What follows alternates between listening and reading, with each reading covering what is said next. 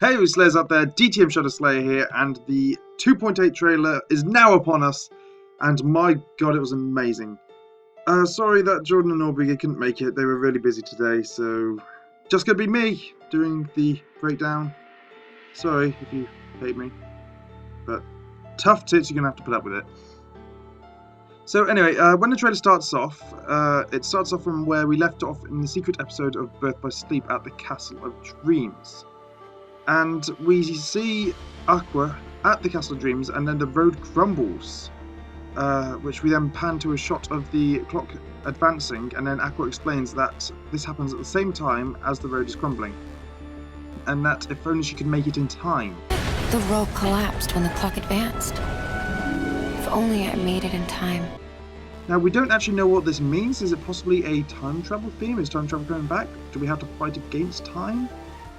And just please, God, don't have any timed battles. Bad memories of Demyx in Kingdom Hearts 2. We then go on to see Aqua sliding down the crumbled road from where it broke away from the previous scene. And in the previous scene, Aqua was standing very close to the castle. So in this shot, it looks like she's really far away. I don't know why that is. And if you look in the background there, it looks like there's almost some shadowy hands in the realm of darkness. Could that have been what broke the road, or is that just for athletics? And we can also see that physics don't apply here. No shit. As you can see there, the rocks are floating, so that could make things very interesting if flow motion returns. And when she's sliding down the road, we also see the lock-on symbol on one of the lampposts. So there is obviously interactive environments here. When we hit the lamppost, does that do something? Do we just get XP or HP or something from that? We don't really know, again. And when she's sliding down, it looks very similar and reminiscent to the KH3 Jump Festa trailer, where Sora goes down the river with the Heartless. And the slope makes her slide down, as I mentioned, which means that there are a lot more interactive environments in this game than there have been in the previous game. Next, we see Aqua in the crumbling town, which I'm guessing is still from the Cinderella world.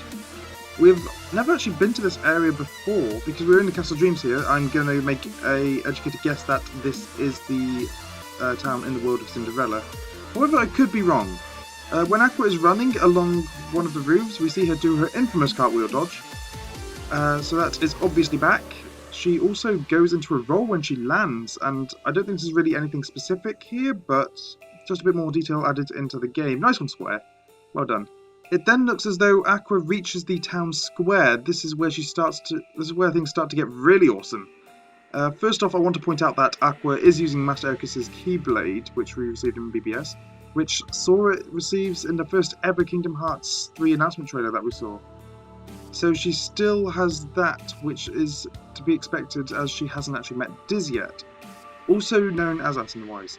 So now let's move on to talk about the combat, and this is the most important thing of any KH game. Lots of us thought that the combat in 0.2 Birth by Sleep was going to be similar to that of Birth by Sleep, especially with the commands. However, this is very clear to us that the gameplay in this is a lot like that of Kingdom Hearts 2, which means it is using the original Kingdom Hearts gameplay formula, and this is a really, really good thing. As well as this, it is using a lot of the same things as Kingdom Hearts 3 is going to be using.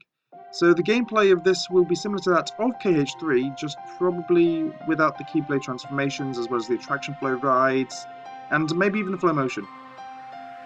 Although, just because we haven't seen them in this trailer does not mean that they won't necessarily be in the full 0.2 game. So just keep that in mind. As I mentioned a minute ago, Kingdom Hearts 0.2 will be using the original Kingdom Hearts gameplay formula. And if we look at the UI, it looks very reminiscent to that of Kingdom Hearts 2. We can see the command panel containing attack, magic and items. This, I think, is the smallest command panel we've ever actually had in the KH game so far. As usually there are 4 different options, but this time round we only have 3, which is the standard. Now if we go over to the health bar, it looks very similar again to that of KH2. We have the HP bar there with Aqua's avatar in the with the magic bar above it, and curving around the top of the health bar, we also have another gauge which says max. This is of course the focus gauge, which obviously was for drive forms in Kingdom Hearts 2, but in Kingdom Hearts BBS we know that the focus gauge is used for shot blocks, which don't actually appear in the 0.2 trailer. But I'm going to assume that the focus is there for a shot lock. Now in this short scene here, we actually have a shortcut menu briefly pop up. In this menu we can see Firaga, Blizzaga, Thundaga and Curaga. Now these here are the primary magic spell abilities throughout the franchise, but in their strongest forms. Now I'm going to go out on a limb here and say that this is due to the fact that this is more of a mini episode here than a full game, where we're not going to have endless amounts of elements to use, so it's probably only going to be these 4 spells. That is only what we know so far. I could be wrong. In this scene here, just before Aqua reaches the Heartless on top of a fountain, we see her perform what seems to be a double jump. This is in fact an ability that can be utilised in Kingdom Hearts Birth by Sleep, which you retrieve in Neverland. So it would seem that this will be returning. After all, this does take place after the game, where Aqua has been on her adventures in all the different worlds. Does this mean we will be starting off at a high level, maybe even the highest? Like I said, this is more of a mini episode, so we won't actually have a lot of time to level up. I guess we'll just have to wait and see. When she actually does her double jump, she starts off with a normal jump, and then a magic plate will appear below her, boosting her further into the air. Now let's talk about the Heartless we see here. Now, as you'll probably notice, this is in fact an enemy that we've never actually encountered before, and it looks a lot scarier than our standard regular Shadow Heartless. So I'm going to make another educated guess and say that this is a pureblood, as purebloods are the most commonly found within the realm of darkness. But one thing I do want to note is that you normally find the scarier and more dark creatures inside the realm of darkness. And how do we know this?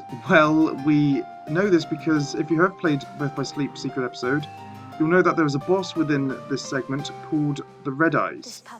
He is a ferocious, terrifying little bastard of a pureblood Heartless, which is very similar to the little guys that we see here.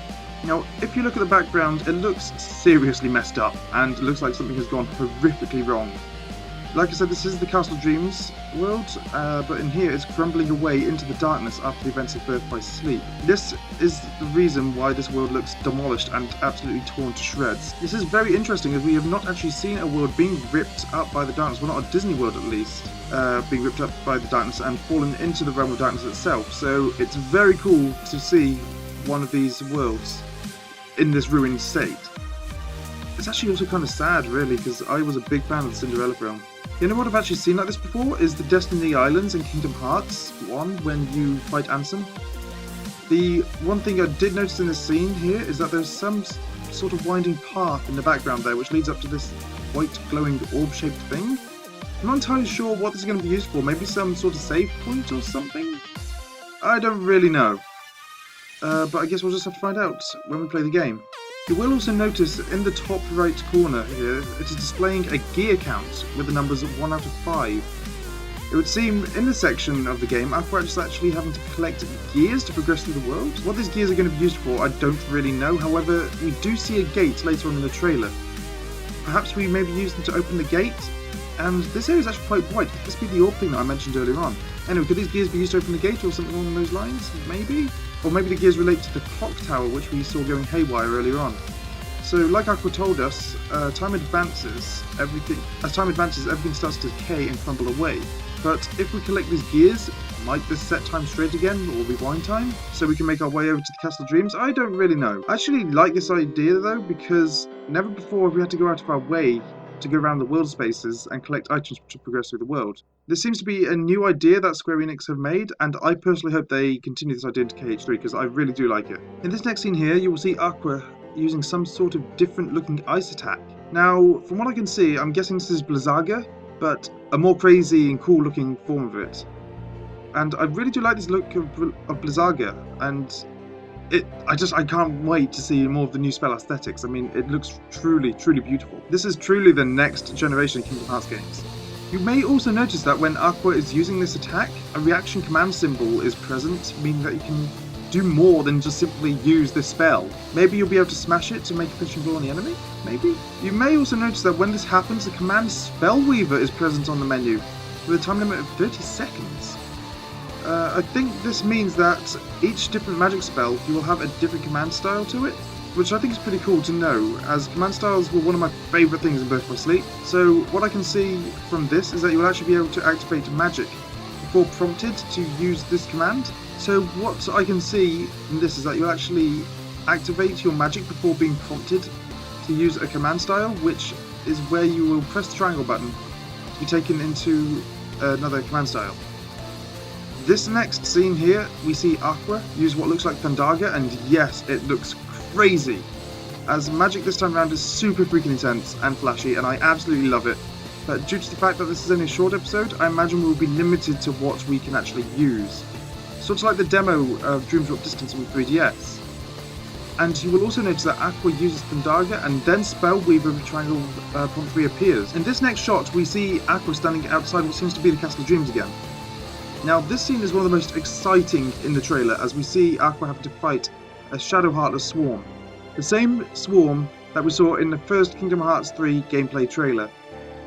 So, we now know that this swarm was not just to spice up the Kingdom Hearts 3 trailer, but it is an actual thing in the games from now on, which I think is really, really super cool. So this actually looks like we have to defeat all of the Shadow Heartless in this stage, as that is what the mission objective states in the top left corner there. Also, if you look at the swarm of Heartless's eyes, they go from the classic yellow to an evil, more intimidating red, as if they all merge together to become one powerful being. And when the swarm actually attacks Aqua, you'll notice her magic barrier guard move is used to defend herself. So yes, once again, that will be returning to the game. And in this part here, we see Aqua performing the finishing move known as Spellweaver. It would seem that in 0.2, it works very similar to the way it did in Birth by Sleep, which is kind of awesome. And while she is performing this move, if we look at the top, we will see a big health bar, confirming what I said before about the swarm being classed as a massive enemy rather than multiple ones. We also see these orange orbs on the ground, and I believe that these are used to fill up your focus gauge. And finally, we move on to the part that everyone was most hyped about, the final scene. Here we see Aqua looking up to the sky, standing on the steps of the Castle of Dreams, and it finally shows her beautiful, fresh-looking new face in the brand new graphics Kingdom shader. Here she is talking to herself about spending one last night under the stars with her best friends, which is of course Terra and Ventus. She then mutters to herself she's doing it again. This is referencing to her talking to herself about her friends due to the fact she has most likely been in the realm of darkness for quite a long time now. And we also know the fact that time flows a lot differently in the realm of darkness in comparison to the normal world. Now, I think what took everyone by surprise the most is what happened next. Freaking Terra, man! Freaking Terra! We hear him say Aqua before he starts to walk down the steps. We don't actually see his face, we just see his legs. So we don't actually know what's going to happen when he walks down. We don't know what it's going to look like. Could it even be Terra? We don't know. Could it be Terra or not? But no, it did sound like Terra. It did sound like Terra. It's Terra. It is Terra. It's freaking Terra, man. Now, of course, we all know that Xehanort actually possessed Terra at the end of Kingdom Hearts Birth by Sleep. I think this is actually a big reason as to why this took a lot of people by surprise.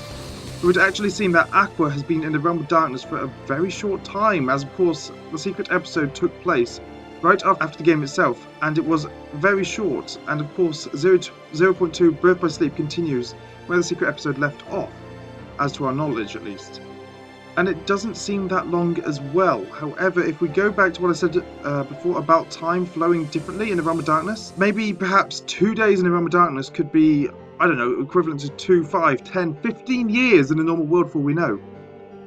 It is entirely possible that Terra ended up getting his body back off Xehanort somehow and went looking for Aqua in the realm of darkness by returning to it.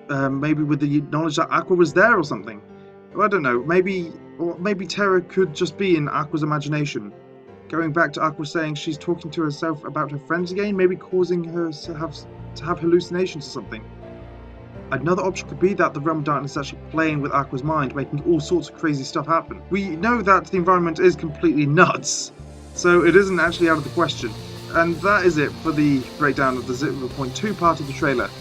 The Kingdom Hearts key back cover movie part is in the works now, so just bear with me. I am very, very busy at college. I've got my last day there tomorrow and I've got so much to do. I'm going to have to be pulling an all-nighter again. But yeah, I do have to get that done ASAP. But I will get this next part done to you as soon as I really can. And remember, if you enjoyed it at any moment, please make sure to check out my other stuff on my channel. Subscribe if you haven't already. Like this video if you enjoyed it, and I will see you all in the next chapter. To spend one more night beneath the stars with my best friends. doing it again. Aqua. This world is full of light. What? Did you expect the traitor to give themselves up with that accusation of yours? That would